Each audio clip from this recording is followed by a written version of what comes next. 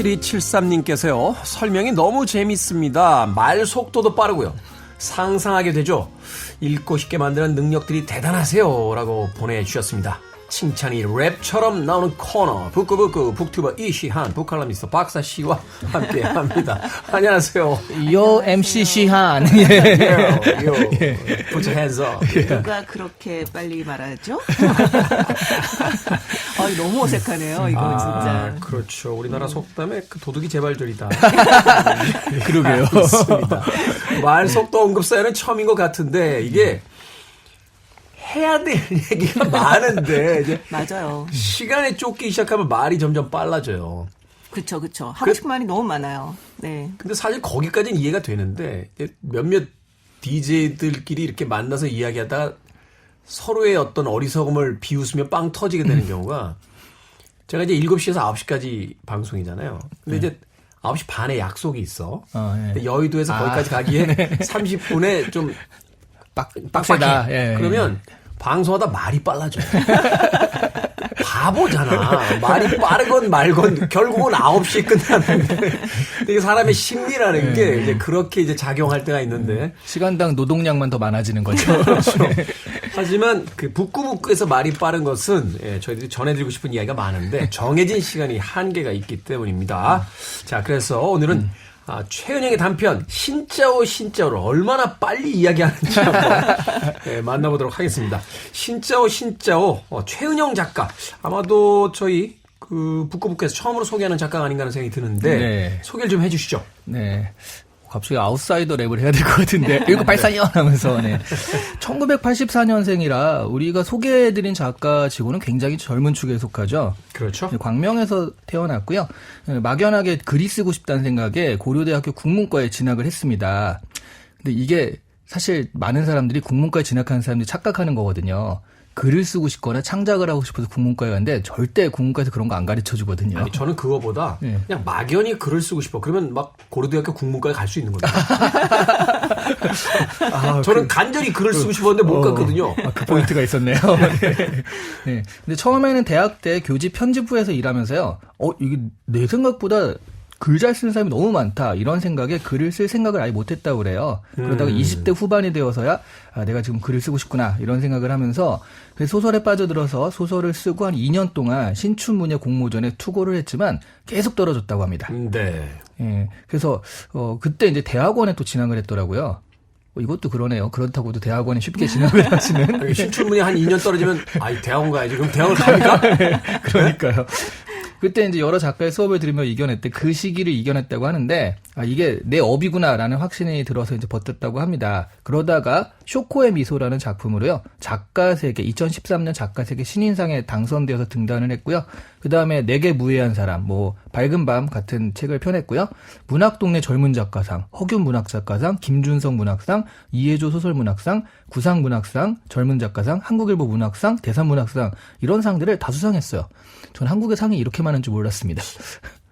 아니 그러니까 대학원에 가서 이제 좀 써봐야지 라고 하면 그렇게 상을 많이 받을 수 있는 겁니다. 그러니까요. 약간 불가사의한 작가인데요. 우리가 사실은 이제 코너에 들어오기 전에 최은영 작가가 비교적 최근 작가라 이렇게 특별하게 어떤 이력에 특이사항이 이렇게 많지는 않아요라고 시작했는데 굉장히 특이한 작가인데요. 그러네요. 네. 근데 보통의 그 작가들과 좀 달리요. 사회적 이슈에 대한 깊이 있는 사유와 통찰력 이런 것들을 좀 많이 보여주거든요. 이번 작품도 그렇죠. 우리가 오늘 읽게 된 이제 신짜오도. 네. 그러면서 어떤 인간에 대한 애정과 믿음을 잃지 않는 따뜻한 감수성까지 같이 있어가지고 조금 더 특이한 유니크한 작품이라고 할 수가 있겠습니다. 이분이 인터뷰에서 하는 말을 좀 소개해드리면서 마칠까 하는데요. 뭐라고 그러냐면 자기 자신이란 이유만으로 멸시와 혐오의 대상이 되는 사람들 쪽에서 세상을 바라보는 작가가 되고 싶다. 그 길에서 나 또한 두려움 없이 온전한 나 자신이 되었으면 좋겠다. 라고 하셔서요. 자기 자신이란 이유만으로 멸시와 혐오의 대상이 되는 사람들이라는 게 굉장히 좀 마음에 와닿는 표현이더라고요. 사회적 약자를 통치하는 어떤 그 의미가 되겠죠. 그러니까 나는 아무런 잘못을 한 적이 없는 네. 이 최은영 작가의 그 다른 작품의 어떤 제목이기도 하잖아요. 내게 무해한 사람. 그러니까 누군가에게 아무런 해도 끼치지 않았는데 그냥 그 존재만으로 누군가의 조롱을 받아야 되고 또 그 편견의 대상이 되는 그런 사람들의 편에서 문학을 해보고 싶다. 아주 멋진 변이 아닌가 하는 생각이 듭니다. 자, 줄거리. 예, 오늘 읽게 될 신짜오에 대해서 박사 씨가 좀 요약을 해 주시죠. 네, 사실 별로 긴 소설은 아닙니다. 네, 이 주인공인 나는 13살 때 그 부모님과 동생과 이 독일의 플라우엔이라는 작은 도시에서 살게 됩니다. 네. 이 부모님은 서로 사이가 좋지 않아요. 그리고 엄마는 이 낯선 도시에서 아이를 키우면서 고립감에 시달리고 있습니다. 이 다행히 그 아빠의 동료 가족인 그 베트남인 호 아저씨와 응연 아줌마 부부가 이웃으로서 친하게 지내게 됩니다. 마침 주인공의 같은 반 친구인 투이도 이 가족이에요. 이 응연 아주머니는 그 주인공의 엄마를 아껴주고 또 도움도 아주 아낌없이 베풉니다. 이 엄마도 그래서 굉장히 무척 따라요. 네. 그래서 낯선 나라의 이방인으로 사는 어떤 동명상련의 감정 이런 것들이 아주 그들을 단단하게 묶어주고 있는 셈이죠. 또 같은 동양인이고. 그렇죠.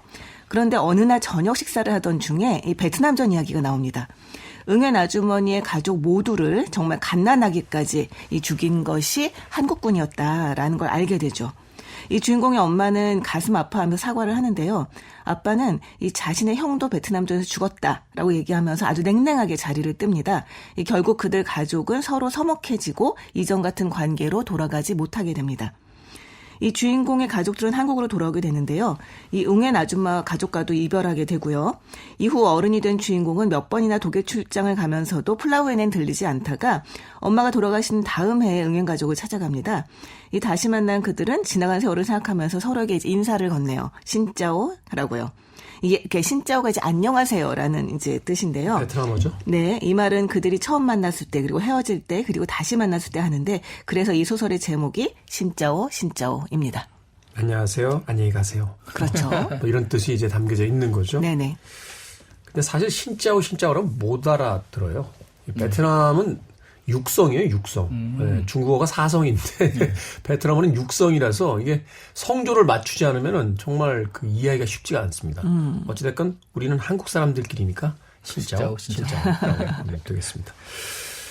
자, 뭐 줄거리에서 이미 이 많은 분들께서 이제 눈치를 채셨겠습니다만 문학이라는 게 그런 거잖아요. 이제 소소한 어떤 삶의 일상을 통해서 큰 이야기를 하거나 아주 큰 이야기를 통해서 삶의 소소한 부분을 이제 들여다보게 되는 이런 어떤 방식들을 가지고 이제 작법들이 이루어지는데 이 최은영 작가의 신짜오는 말하자면 평범해 보이는 두 가족의 사소한 일상을 통해서 한국과 베트남의 관계를 이야기하고 더 나아가서는 이제 한국과 베트남으로 상징되는 어떤 개인의 어떤 책임이 없음에도 불구하고 국가라는 테두리 안에서 서로 반목할 수밖에 없는 편견과 어떤 증오, 질시의 대상이 될 수밖에 없는 이제 그런 이야기를 합니다. 최근에 이스라엘과 이제 하마스의 그 전쟁이 시작이 되면서 이런 이야기가 좀 더 이제 힘을 받을 수 있는 좀 더 많은 생각을 하게 만드는 그런 또 소재가 되지 않을까 하는 생각이 드는데 어떠셨어요? 이 책을 읽었을 때의 첫인상 같은 것들이.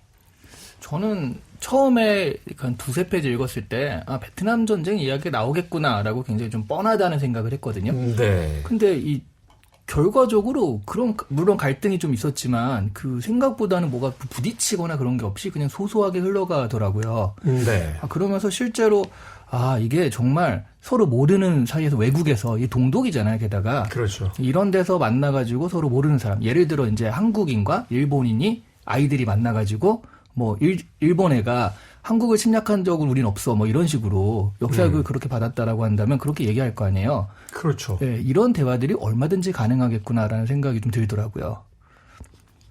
그런 경우가 실제로 있어요. 네. 저희 그러니까 재수 씨죠? 막내 아내분이 이제 일본 분이신데 사이가 그렇게 좋아요. 네.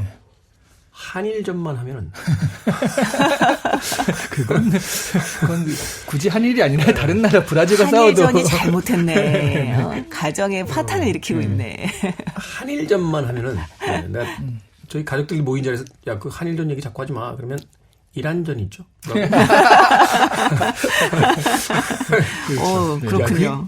네. 순간적으로 그렇구나 하는 느낌 같은 게 있어요. 그러니까 이제 가족들이니까 더 이상 심한 이야기라든지 뭐 이렇게 격렬한 이야기는 안 나갑니다만 네. 이게 어쩔 수 없잖아요. 우리가 이제 어린 시절부터의 어떤 그 민족과 국가라는 개념을 이제 교육을 통해서 이제 주입받으면서 이제 성장하게 되고 또 어느 나라의 역사나 다 자신들의 중심으로서 이제 쓰여지기 때문에 맞아요. 사실은 뭐 왜곡까진 아니겠습니다만 그 안에서의 어떤 입장이라는 게 사실 미묘한 어떤 차이들을 보이게 되는데 그런 이제 두 개의 상반된 세계관이 이제 충돌하는 것이 바로 이 책에서 이제 펼쳐지는 그 이야기가 아닐까 하는 어떤 생각이 드는데 네, 박사 씨는 어떻게 읽으셨습니까? 저는 예전에 이걸 읽었을 때 정말 너무 울었어요. 너무 울었고 너무 좋았습니다. 이 소설이.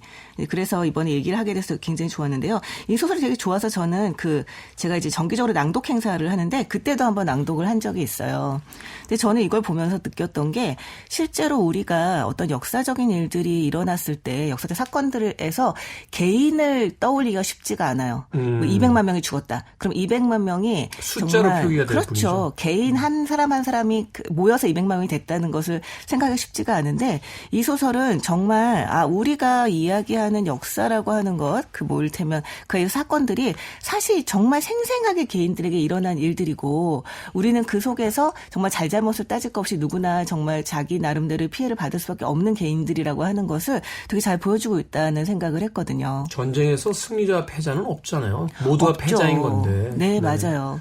전쟁 자체가 전쟁이라는 것이 얼마나 진짜 무용하고 너무 끔찍한 것인가를 보여주기도 하고 그 안에서 우리가 가져야 될 태도에 대해서도 좀 생각을 많이 해보게 되는 그런 작품이었습니다. 네.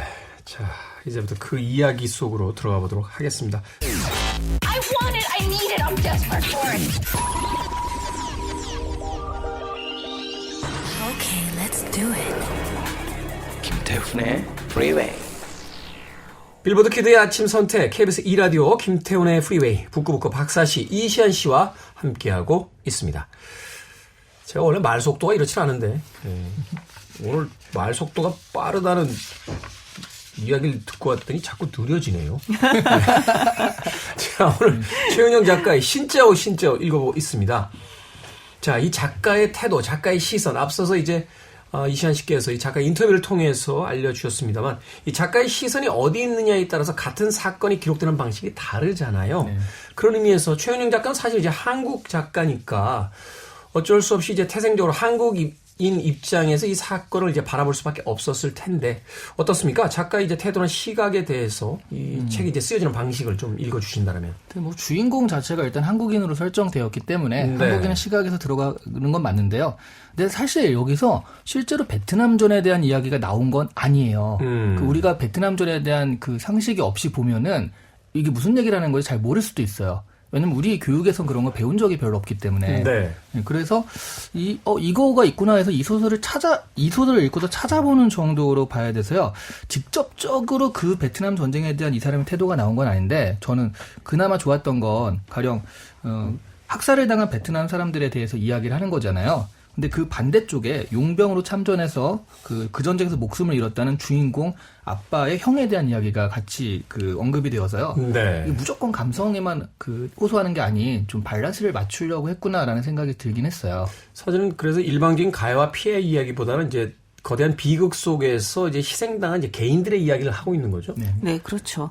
사실 저 같은 경우도 생각해 보면 여기서 그 얘기 하잖아요. 우리나라는 다른 나라를 침략한 적이 한 번도 없었다라고 이제 그 주인공이 말을 하잖아요. 그 옛날에 역사 교과서에 써져 있었죠. 5천회의 외침이 있었지만 단 한 번도. 그러니까요. 저도 어렸을 때 그렇게 배웠거든요. 그게 말이 되나요? 그러니까 참 그 교육이라고 하는 게 정말 중요하다는 생각이 듭니다. 사실은 광개토 대왕도 있었고. 그렇죠. 그리고 삼국시대에 우리끼리 싸운 건 안 쳐주는 겁니까? 그리고 사실 일본을 침략하러 가려다가 태풍 때문에 못 갔던 일도 있었잖아요. 사실 이제 그게 이제 우리가 단순하게 지금의 논리를 가지고 침략이다 뭐다 뭐 이렇게 이야기하기는 좀 힘들긴 합니다만 어찌 됐건 사실은 타자 입장에서 봤을 때는 침략으로 받아들일 만한 그런 뭐 역사적인 어떤 사건들도 있긴 있었으니까. 네. 실제로 뭐 전쟁이라고 이야기를 한다면 우리는 너무나 아군과 적군으로 나누어서 우리 편은 절대적으로 옳고 상대편은 절대적으로 나쁘다라고 이제 이를테면 그 구도를 그려놓기를 굉장히 좋아합니다. 그래서 이제 아이들에게도 그렇게 교육을 시키고요. 네. 사실 전쟁이라고 하는 것이 어떤 쪽이 절대적으로 나쁘다 좋다라고 말을 할 수가 없는 말 그대로 아수라장이잖아요. 네. 그 상황 속에서 굉장히 다양한 이제 이를테면 피해자라든가 가해자들이 발생을 하는 건데요. 저는 이 소설이 한국군, 그러니까 이를테면 베트남전을 한국군의 입장에서 봤다고 생각하지는 않아요. 그러니까 이 최은영 작가 같은 경우는 오히려 전적으로 피해자의 입장에서 바라보고 있는 게 아닌가라는 생각이 드는데 말씀하셨듯이 아버지도 그 형이 베트남전에 죽었다라고 하는 점에서는 피해자입니다. 그런데 실제로 그 엄마는 사과를 하죠. 그 베트남 가족에게. 그리고 아버지는 그 얘기를 듣더니 내가 왜 그걸 사과를 해야 되느냐 이렇게 얘기를 해요. 이렇게 얘기하거든요. 그래서 제가 무슨 말을 하길 바라시는 겁니까? 저도 형을 잃었다고요. 이미 끝난 일 아닙니까? 잘못했다고 빌고 또 빌어야 하는 일이라고 생각하세요? 라고 이제 얘기를 하거든요.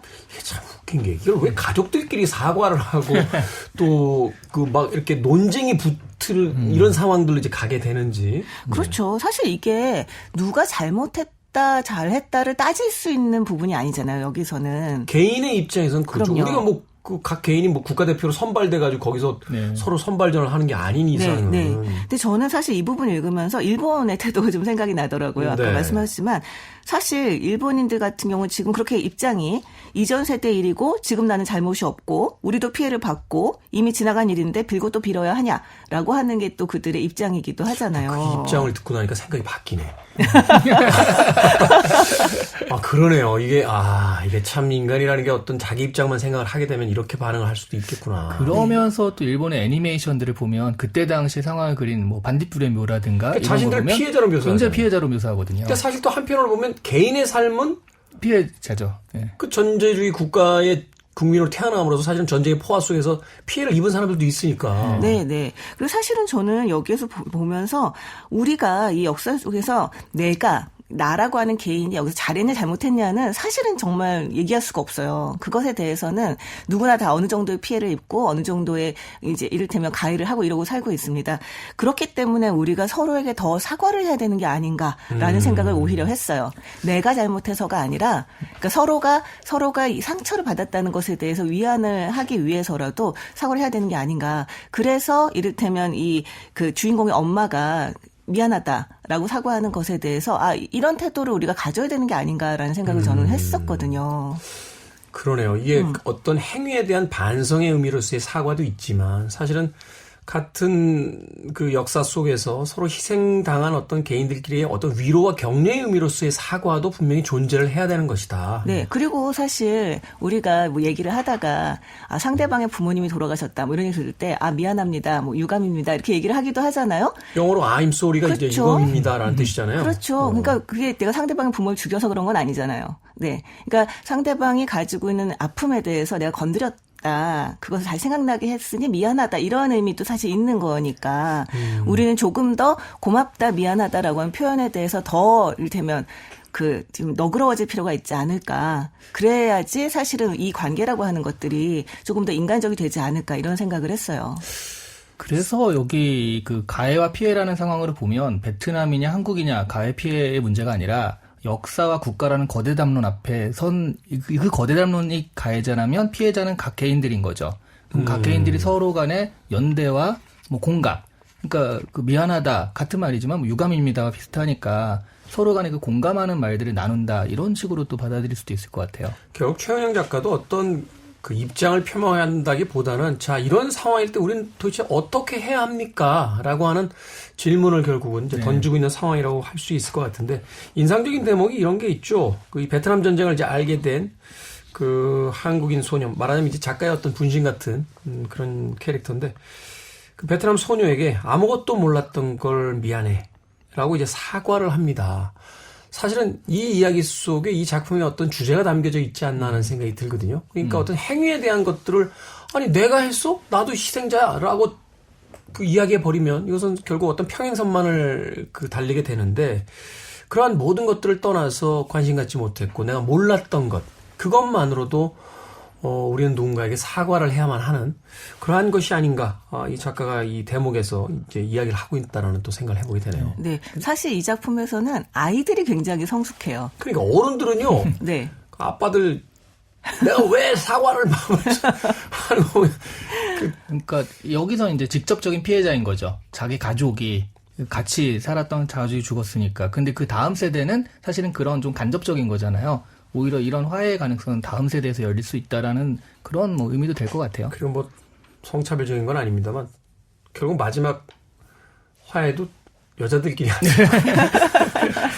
남자분들은 목소리만 크게 높이다가 퇴장하시고 결국 그렇죠. 이 주인공인 소녀가 이제 어른이 돼서 예전에 엄마 나이가 돼서 이제 독일을 방문해서 그 나이 같은 응애 아줌마와 이제 이야기를 나누면서 그게 이제 마무리가 되게 되는데. 근데 저는 이 소녀가 아무것도 몰랐던 건 미안해라고 사과를 하는 장면이 되게 여기에 주제지만 초현실적이라는 생각도 했어요. 왜냐하면 사실은 어른들도 잘 모르는 일인 경우가 많거든요. 네. 당시 언론 보도도 없었고 역사에서 가르친 것도 아니고 그러니까 모르려고 모른 게 아니라 알 수 있는 기회가 굳이 찾아보지 않으면 모를 수밖에 없는 상황이었으니까요. 네. 그래서 이것이야말로 작가가 빙의돼서 나온 그런 발언이 아닐까 싶기도 한데요. 사랑방 손님과 어머니 보면은 거기 그 오키. 네. 예, 오키. 나이는 어린데 아주 잔망스럽죠. 알 건 다 아는. 네. 근데 그걸 보면 이제 나이는 어리지만 이건 작가가 분명히 그 안에 들어가서 썼구나. 이런 느낌을 받게 되는데. 그래서 저는 그 이 이야기를 아무것도 몰라서 미안해는 사실은 그 미안한 포인트는 아닌 것 같아요. 그 진짜 미안한 포인트는 오늘같이 우리가 이런 얘기를 나눴잖아요. 그럼 이제 방송에서 이 얘기를 듣고 이거 잘 모르겠으면 이게 뭐지? 라고 찾아보면서 이런 의구심을 가지고 찾아봤을 때 이런 일이 있었구나라고 좀 알아내는 태도를 가지지 않는 거. 그런 것들이 미안한 일이 아닐까 싶어요. 아니 저는 오히려 좀 단순하게 느껴져요. 이를테면 우리는 길을 가다가 버스에서 뭐 상대방의 발을 밟았을 때 내가 무슨 의도가 있어서 이를테면 악의를 가지고 한 게 아니라고 하더라도 사과를 하잖아요. 네. 그러니까 내가 본의 아니게 뭐 이를테면 내가 실수해서 아니면 내가 무지해서 그래서 했던 어떤 행위를 통해 남이 상처를 받았다면 저는 뭐 당연히 사과를 해야 되는 거라고 생각을 합니다. 그리고 이 이야기에서 저는 오히려 투이가 더 약간 놀라웠다는 생각이 드는 게 투이 같은 경우는 정말 아까 말씀하셨을 때는 이제 한 단계 건너기는 했지만 어쨌든 자신의 뭐 삼촌이라던가 이 친척들이 이제 죽은 거고 네. 어렸을 때부터 그 친척들의 사진을 보고 자라잖아요. 네. 그랬는데 거기에서 그러니까 자기 친구인 이 주인공이 한국은 아무도 침략하지 않았어요. 우린 평화로운 민족이에요라고 얘기를 했을 때 약간 거기에서 우리 친척들이 한국군이 죽었어라고 얘기를 하거든요. 근데 나중에 만났을 때 이 투이도 사과를 합니다. 난 너를 공격하려고 했던 게 아니야 라고 이야기를 하거든요. 그리고 이제 그 주인공도 투이에게 사과를 하는 그런 장면인데 여기에서 이 주인공 여자애는 그래 내가 발을 밟아서 미안해 정도의 마음으로도 사과를 할 수 있겠지만 이 투이 입장에서는 그치 이 주인공이 잘못한 건 아니야. 하지만 내가 이 삶을 살고 있는 것 정말 이렇게 친척들이 모두 죽고 그리고 정말 쫓겨나서 이 먼 나라를 살고 있는 것에 대해서 조금이라도 일말의 그 엄마로 있을 법한데 거기 사과를 한다는 게 저는 굉장히 좀 놀랍다는 생각을 했어요. 네. 그러니까 그 투이에게도 이제 작가가 들어간 거예요. 그렇죠. 아까 말씀하셨을 때 결론적으로는 여자들끼리 사과를 하지만 그 이전에 아이들끼리 사과를 하는 장면이 또 있거든요. 그래서 미렐리가 쓴 게 아닌가 싶어요. 그 장면 보고 나서 약간 기시감 같은 게 있었던 게 그 대학살의 신이라고 연극 대본이 있죠. 뭐 영화도 만들어졌는데 거기 이제 처음에 시작되는 게 아이들끼리 다투다가 다쳐요 한 아이가. 그래서 이제 가해자 학생 쪽의 그 부모와 이제 피해자 학생 쪽의 부모가 만나서 아이들끼리 그럴 수도 있죠 하면서 화해의 이야기를 하다가 점점 꼬여가면서 나중엔 결국 부모들끼리 당신 같은 사람하고 대판 싸우고 끝나는데. 맞아. 그 영화의 마지막 장면을 보면 부모들이 그렇게 끝나고 나잖아요. 아이들 둘이 만나서 악수하면서 끝나요. 그 영화를 보면서 네. 오히려 사과라는 것, 또 용서라는 것, 혹은 또 서로에 대한 이해라는 건 저렇게 아이들처럼 어떤 그냥 내면에 있는 그 진솔한 마음 하나로서 충분히 이루어질 수 있는 것들인데 우리가 그 안에 사상과 체면과 자신들이 뱉은 말에 대한 어떤 책임과 이런 것들을 생각하는 순간 그 단순한 미안하다는 이야기마저도 정말로 엄청나게 힘들어지는구나 하는 생각을 책을 보면서 다시 한번 해보게 됐습니다. Free your mind. I want to break free. Are you free? I'm free.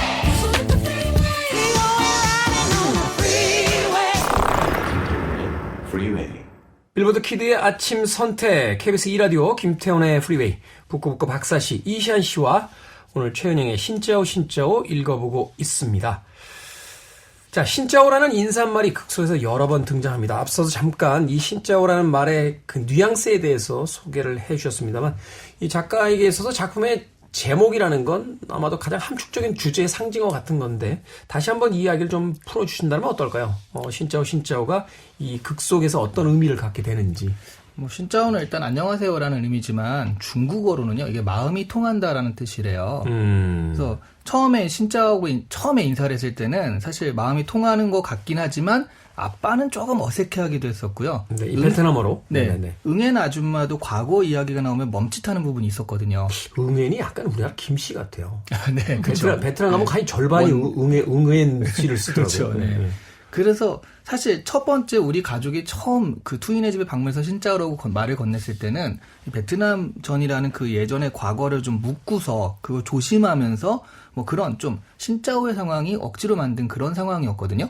그런데 이게 밝혀지잖아요. 밝혀지면서 나중에는 그 깨졌지만 엄마가 진심 어린 선물을 합니다. 그 한국으로 떠나기 전에 응엔 아줌마한테 그 빨간색 그 모자인가 이런 걸 떠주거든요. 그런데 응엔 아줌마 그걸 받고서 이제 엄마한테 찾아서 뭐라고 얘기를 할 것 같은데 그냥 받고 가거든요. 그랬을 때 이 아이의 입장에서는 엄마가 직접 진심 어린 사과를 했는데 안 받아줬다라는 느낌이 있었을 거예요. 그래서 나중에 독일로 갔을 때 안 찾아보거든요. 계속 안 찾아보죠. 네. 그러다가 엄마가 돌아가셨을 때 그때서야 이제 가는데 그때 그 응엔 아줌마가 나를 보면서 놀라는 장면이 나와요. 그 이유가 나랑 엄마랑 똑같이 생겼다. 그때 엄마를 다시 봤을 것이다. 라고 하면서 그때 다시 재회하는데 이때 마음이 통할 가능성이 생기는 거거든요. 왜 우리는 누군가의 죽음을 통해서만 삶에 대한 어떤 허망함 네. 혹은 그 미움과 증오에 대한 어떤 부질없음 이런 것들을 깨닫는지 모르겠어요. 인간이 정말 유한한 존재이기 때문에 그런 거겠죠. 그렇죠. 근데 사실 여기서 그래서 어쨌든 이 과거 갈등은 한국과 베트남이라는 거대 국가 담론으로 풀어야 되는 것들인데 우리는 사실 그런 국가 간의 그런 노력은 좀 별로 없잖아요. 근데 개인들이 이렇게 또 뒷수습을 하고 있다. 근데 그런 것들이 그냥 하는 게 아니라 정말 노력하고 배려하고 양보하는 마음을 정말 전심을 다해서 하지 않으면 그게 힘든 거잖아요. 그래서 우린 박항서 감독님을 보냈잖아요. 그렇지. 그렇네요. 그걸로 조금. 네. 사실은 그렇죠. 이 국가라 어떤 그 정치가 하지 못하는 많은 부분들을 이제 그런 면에서 서로 이제 위로하고 또 다시 애정을 회복하게 되고 뭐 이런 계기들이 또 되지 않았나 하는 생각도 해보게 되는데. 네. 저도 이 신짜오 이걸 보면서 우리말은 어쨌든 안녕인데 이 안녕이라는 표현이 가지는 그 오묘함에 대해서 생각을 해보게 되더라고요. 우리하고 참 비슷해요. 그렇죠. 사실은 영어식 표현이면 이제 만날 때 인사와 헤어질 때 인사 물론 하이 헬로우 다 있긴 있습니다만 그럼에도 불구하고 뉘앙스가 좀 다르잖아요. 네. 하이 헬로우는 둘이 이제 만나는 거고 굿바이라든지 뭐 이렇게 헤어지면 우린 그냥 안녕이잖아요. 그렇죠. 네. 그러니까 정말로 뭐 신선하기도 하고 평화롭기도 하고 슬프기도 하고 애틋하기도 하고 이런 말들이 다 이 한마디 안에 이제 들어가 있는 거잖아요. 그리고 특히 외국인에게 그 나라 말로 인사를 하는 거는 또 다른 의미가 또 있습니다. 우리가 네. 그래서 해외여행 가면 제일 먼저 그 나라 인사말부터 맞아요. 그리고 그 나라 인사말로 했을 때에 그 좋아하죠. 듣는 쪽에서 굉장히 좋아하기도 하고요. 그러니까 좀 더 다가서고 싶다, 당신을 이해하고 싶다라고 하는 것이 이제 그 인사말부터 배우는 것이 아닌가라는 생각이 들어요. 그래서 이 응엔 가족의 입장에서는 이 첫 초대 온 주인공 가족들이 신짜오라고 인사를 건넸을 때 그때 네. 정말 좋지 않았을까라는 생각이 드는데 결국은 이별의 인사도 같은 말로 하게 된 거죠. 네. 생각해보니까 그러네요. 우리가 여행지에 가서 좀 건방지게 사실은 영어를 쓰지 않는 나라임에도 불구하고 이렇게 그 나라 언어를 모르면 영어로 이렇게 막 물어보거나 할 때가 있어요. 네. 그런데 그 사람들의 입장에서 본다라면 아니 서양 사람도 아니고 왜 동양 사람이 와가지고 우리한테 영어로 자꾸 그러니까 오히려 그 나라에 가서 많은 이야기를 할 수는 없습니다만 안녕하세요. 감사합니다. 고맙습니다. 그 정도 인사말이라도 외워서 가서 그 얘기를 했을 때 이 사람들이 그래도 우리를 좀 존중해 주는구나. 그렇죠. 우리에 대한 어떤 기본적인 예의를 갖추고 이런 느낌을 받게 되잖아요. 그렇죠. 그런 의미에서 이제 베트남어인 신짜오로 우리가 인사를 한다는 건 바로 그런 어떤 존중과 배려의 어떤 의미도 담겨져 있다. 이 단어가 가진 뜻 이외 태도에 대한 문제도 나오게 되네요. 그렇죠. 그러니까 아까 예전- 말씀하셨듯이 신짜오가 그 발음하기 힘든 거라고 한다면 더 이제 배워서 했었겠죠, 이들이. 근데 예전에 제가 그 대학생 때는 유럽 여행 TC를 했었거든요. 그 여행을 좀 많이 다녀본 사람으로서 입장에서는 그 나라 말을 쓰잖아요. 그러면 그 사람들이 그 나라 말로 막막막막 해요. 쏘리 막 이렇게 돼가지고 일부러 살짝 그 모르는 척 하려고 하는 것도 있긴 있어요. 특정 나라를 얘기하지는 않겠습니다만 네. 저도 어떤 나라 가서 이렇게 한마디 했더니 네. 계속 그 나라 말을 얘기해서 영어로 죄송하다고 못 알아듣는다고 그러면 또 그럼에도 불구하고 그분도 영어를 못 알아듣고 계속 얘기하는 바람에 이게 한문을 얘기하면 안 되겠구나. 그러니까요. 그런 생각. 너무 또 발음도 그 나라 발음처럼 배워가지고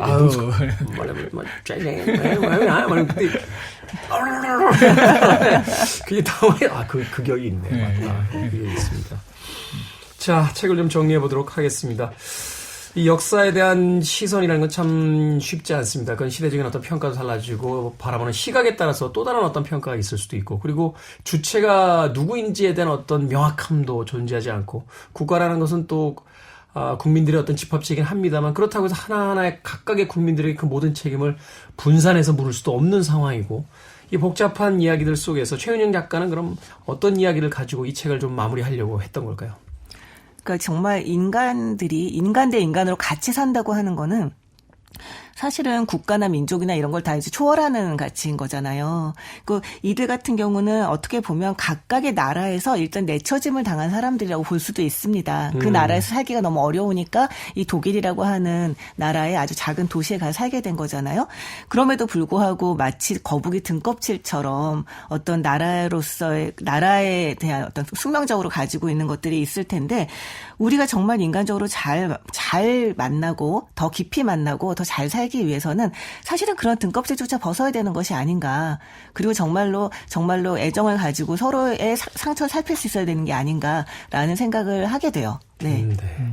그 얘기 들으니까 에피소드 하나 생각나요. 제가 아시는 분이 동남아 어디 이렇게 여행을 가셨는데 거기 안 좋은 분들이죠. 국내에서 이렇게 약간 죄를 짓고 이렇게 도피 오신 분들이 계셨고요. 이렇게 뭐 말도 안 섞고 있었는데 그날 이제 축구 경기가 있었다는 거예요, 우리나라. 거기서 한국 응원하고 계시더라고요. 그거 보면서 야, 이 국가라는 게 뭘까 막 이런 생각을 하셨다고 하던데. 네. 저는 한 3, 40년 전만 해도요. 실버스타 스텔론이 그 베트남 정글 한가운데서 막 총알을 갈기면 그 우수수 떨어지는 그림자들 있잖아요. 네. 그 람보 시리즈. 람보 2편부터 그래요. 네. 네. 그런데 이 그림자도 사람이다. 그리고 나랑 똑같은 사람이었고 오히려 나보다 더 존중받을 만한 사람이다라는 것들이 이런 소설이나 이런 노력들을 통해서 드러나는 것 같아서 최근 들어서 이런 분위기나 그런 굉장히 좋은 것 같아요. 사실은 과거에 그 헐리우드에서 만든 베트남 전쟁 같은 영화 보면 그 불편함이 있었어요. 왜냐하면 마치 동양인들은 사고하지 않고 마치 그 본능에 움직이는 그 동물들처럼 묘사되고 그렇죠? 마치 학대를 마치 그 자기들이 어떤 정의를 구현하기 위해서 마음껏 살상해도 되는 그런 어떤 게임의 무슨 상대편 캐릭터처럼 이렇게 묘사하는 장면들이 꽤나 많았기 때문에 자의식이 어느 정도 생긴 뒤부터는 그 동양인에 대한 묘사가 참 납득이 가지 않던 부분들이 있는데 이제는 이제 우리의 시각을 가지고 그 역사들을 이제 새롭게 해석하고 새롭게 또 태도를 만들어가는 그런 단계까지 와 있는 게 아닌가 하는 또 생각을 해보게 됩니다. 자, 두 분의 한 줄 추천사 듣겠습니다. 이게 사실 언제나 갈등은요, 나라가 일으키잖아요. 근데 우리나라 역사를 보면 또 뒷수습은 항상 백성들, 대중들이 했단 말이죠. 임진왜란도 민병으로 싸웠죠. 그러니까요. 이번에도 역시 이 갈등을 해결할 수 있는 게 그 민중, 대중들의 힘이다라는 메시지 같아서 공감은 가는데 약간 씁쓸하긴 해요. 네. 저는 이 나라나 이런 걸 다 떠나서라도 이 사람 사이의 관계가 어려울 때 그럴 때 한번 읽어보시면 어떨까라는 생각이 듭니다. 자, 오늘 북구북구 최은영 작가의 신짜오 읽어봤습니다. 다음 주엔 해마다 노벨문학상 수상 후보자로 거론되는 케냐 작가죠. 응구기와 띠옹호. 예, 맞죠? 예, 응구기와 띠옹호. 울지마 아이야. 읽어보는 시간 가져보도록 하겠습니다. 자, 북구북구 이시안 씨, 박사 씨와 함께 이야기 나눠봤습니다. 고맙습니다. 네, 감사합니다. 안녕히 계세요.